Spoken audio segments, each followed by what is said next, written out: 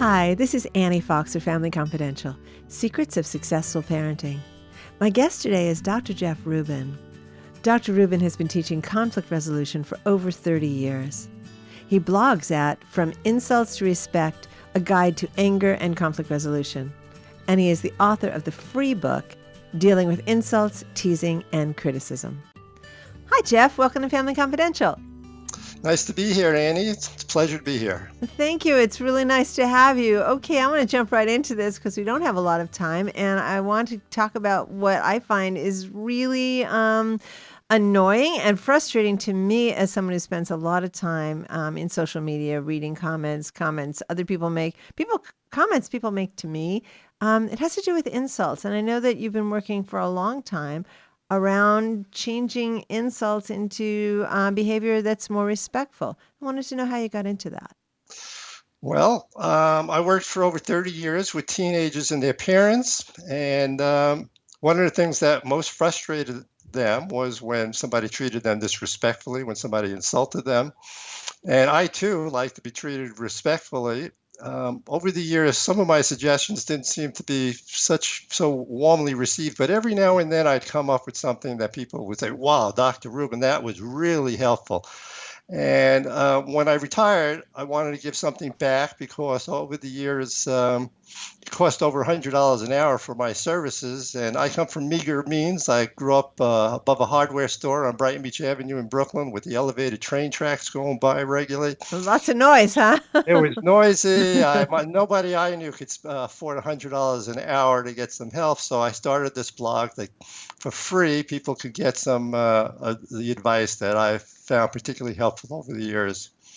So I know teenagers are hypersensitive to the judgment of others, and parents are sometimes trying to be helpful, but their help is misinterpreted, or sometimes parents get really frustrated and they out and out insult their teenagers. Yeah, and so teenagers kind of take that in a defensive way and throw back what they've gotten. And then I'm thinking about social media, which I consider the largest unsupervised playground in the world. Yeah. So can you give us some insight into some of these techniques that people said, wow, that is really helpful? Yes. Well, one of the things that was most helpful was, first of all, I created videotapes with teenagers dealing with responding to criticism in a variety of ways. I showed hundreds of people, both teenagers and other people, these different videotapes. And what we talked about, who do you respect? The same person who responded one way to criticism, when they were rated, people said, "Oh, I don't really like that person. I don't really respect that person." That same person, when they used a different style of responding to criticism, people say, "Oh, I really like that person. Oh, I really respect that. That person's really mature." So by observing this, I created there were 5 levels of dealing with this, from the most immature to the most respected, most mature way. And so there were these 5 levels. And then I had people rating these videotapes using these different levels. And there's no question people who respond in a more mature way. It's presented not as a dogma. We start off with this model of the 5 levels, and then we say, learn these, and then you could personalize it. It might not fit exactly for you. This isn't a religion. Start off learning this so you can see some model that some people worked. I explain why it was acceptable and people liked it. There's something intuitively plausible about it because people would prefer to be treated this way themselves. So you just ask them. It's the golden rule kind of thing. How would you like, if you were criticizing somebody, would you like them to shove you or call you names, start shouting at you, or would you prefer to be responded in a way that people that with respect and listen to you? Yeah, so I'm wondering if we get some concrete examples here of and because we can't look at the videotapes right now, that we'll definitely include a link here where people can. For example, a simple thing where someone is insulting someone, and one of several ways you could respond, so that come from this work. I'm fascinated by this. Okay, so if Annie, let's say you just criticized me, could you think of something you could criticize me and I'm not sensitive? Go Okay, okay. So I don't like the color of your sweater, Jeff. my sweater, huh? Well, what kind of color would you like? I think you'd look What's better your in a color? brighter color, like maybe a blue or a nice green. Okay. Well, I really appreciate you. You know, you took the time to let me know what you think about my sweater. That's really kind of you. I'm always interested in what you have to say, Annie. Thanks a lot. Wow, that's so cool. Okay, so let's give me an example of how you might respond immaturely. Jeff, I don't really like that sweater. It does nothing for you. Well, who the heck cares about what you have to say? I don't even ask you your opinion. I wish you just shut your big mouth. Oh, this is great. And you can definitely see how this could escalate quickly. And online, but people seem to give themselves license to be incredibly rude to levels that they would never even put their toe in the water if they were face to face, correct? I'm afraid so. They don't see your eyes. I mean, the eyes say, you know, you look into somebody's eyes, and it's oftentimes a different story. Uh, Totally different story. So my question that I get a lot from parents, and one that I've posed myself, is how do we teach kids to be more respectful or play nice on social media when, first of all, the norm is not that, and there's so much button pushing going on. Emotions play a lot of a role in how we respond. yes.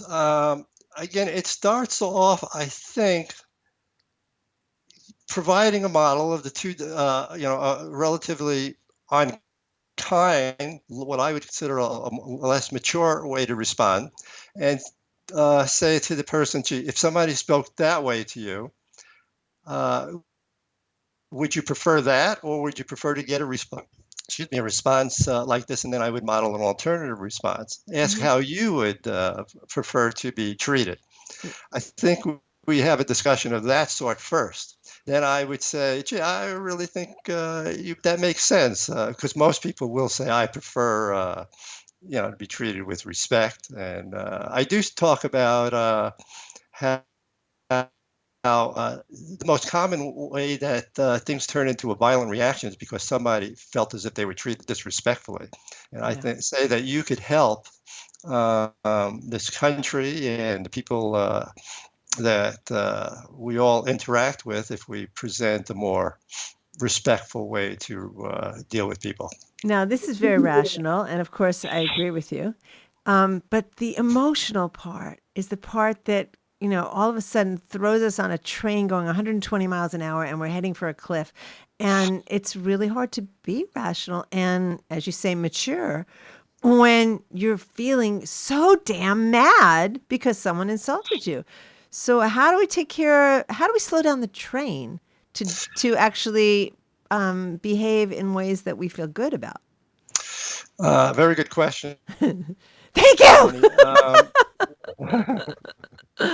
Um, well, one of the things, again, is to provide models. One of the biggest things that help when somebody starts noticing that they're getting angry, they don't realize that one of their options would be to just summarize what just was said and then say, gee, I think you're bringing up some good points. Let me take some time to think about that instead of letting the Mm, anger build up. And actually, to prepare that, even if you have an ongoing relationship and you notice you're getting angry and things start to blow up from time to time, to discuss this not when you're in the midst of an anger storm, but yeah. rather when you say, let's go take a walk, or you're in the car driving someplace and everybody's in a relatively good mood, to create a situation where there's a timeout thing that you could create. So you can make a T sign or just say, let me have time to think might be the code. And for both of you to agree that when you get that particular signal, there's a tremendous thing that happens too, because both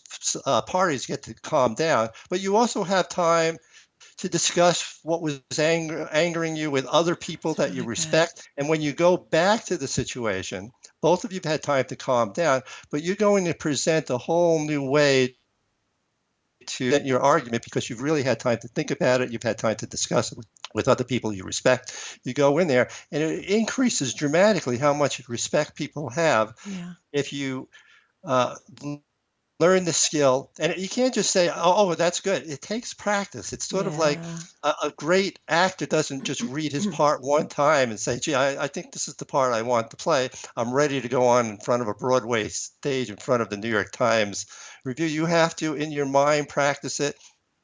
Get in front of a mirror, practice it a few times with your friends, and these skills can be learned. It can get very discouraging at first. You say, "Oh, I just read this. It makes sense. I went out there. I got angry. I blew up.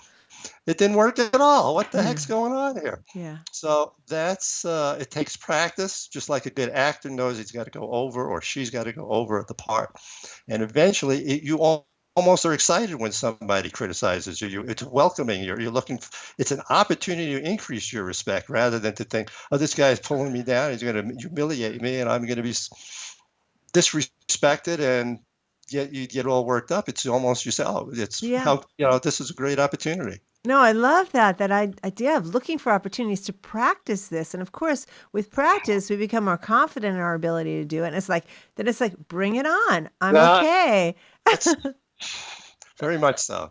I love it. So, the timeout thing Mhm. works great. If one of the two people in this close relationship has the wherewithal to recognize, wait, I'm starting to simmer here. Yeah. I'm about to lose it. Then you do this, and it's like, oh wow, okay, I'm really glad you did that because I was feeling that way too. Mhm. That and the idea of practicing, and for parents, since most of my listeners are parents, the idea of modeling this because we all get our buttons pushed daily. Um, Yeah. Yeah. and so Yeah. the idea that what the way you personally as a parent in the home in the thick of family conflicts and day-to-day living, the way you as a parent handle your frustration and your anger is is a model for your kids.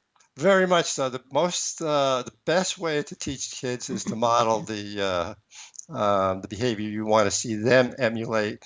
Um, it's challenging because parents, they come home from work, they get into some traffic jam and they come home. And it's interesting. I Ah. talked about the 5 levels. A Yeah. lot of parents tell me, when I'm at work, I do use a level 4 or 5.